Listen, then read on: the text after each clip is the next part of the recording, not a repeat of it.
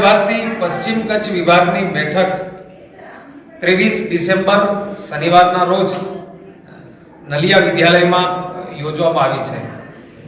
વિભાગ બેઠક કે વિભાગ કારોબારીની બેઠક છે, જેમાં આગામી સત્રના તમામ આયોજનો, ગત સત્રના જે કાર્યક્રમો થયા છે, ઉત્સવો થયા છે, જે યોજનાઓ થઈ છે એની સમીક્ષા પણ કરવામાં આવે છે।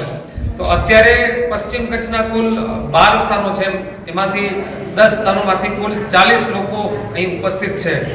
વિદ્યા ભારતીની જે આગામી યોજનાઓ છે, પ્રશિક્ષણ યોજના છે, શિક્ષણ યોજના છે, એની પણ વાતચીત કરવામાં આવી। આગામી જે કાર્યક્રમો થવાના છે એની પણ દરેક પ્રધાનાચાર્યને માહિતી આપવામાં આવી। સાથે વિદ્યાલય દ્વારા જે કાર્યક્રમો થયા, ઉત્સવો થયા, વિશેષ કાર્યક્રમો થયા એની પણ માહિતી આપવામાં આવી।